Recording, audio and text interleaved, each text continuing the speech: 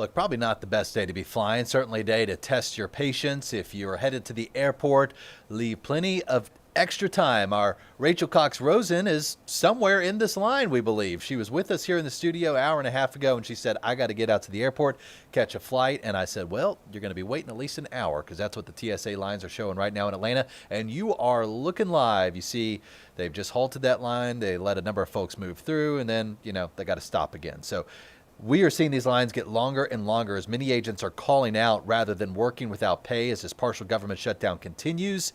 NBC's Aaron Gilchrist reports from Atlanta. The world's busiest airport is living up to that nickname this morning. We are watching the TSA lines here at Atlanta's Hartsfield-Jackson International.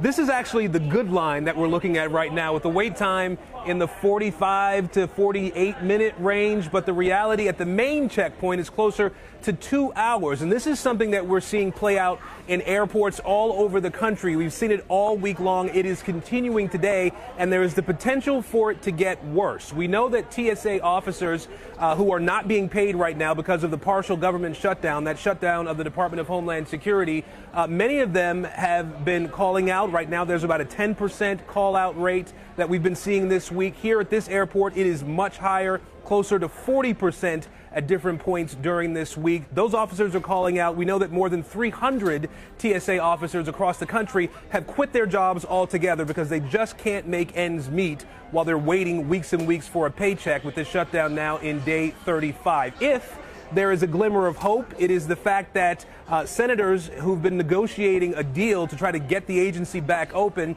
did have a meeting yesterday with the White House. We're told no deal was struck there, but the fact that their meeting could represent some progress as travelers here are dealing with frustrations and headaches. Those TSA officers are dealing with the same frustration and headaches as we wait for this shutdown to end. Back to you.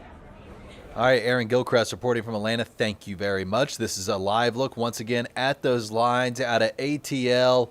They say get there like 2.5 hours early for your flight these days.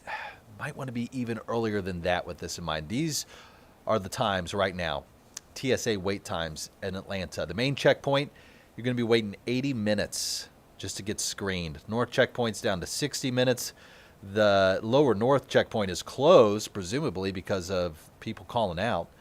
And then the south pre-check, that's 50 minutes. So even if you have pre-check and pay extra for that luxury, you're waiting almost as long as everybody else.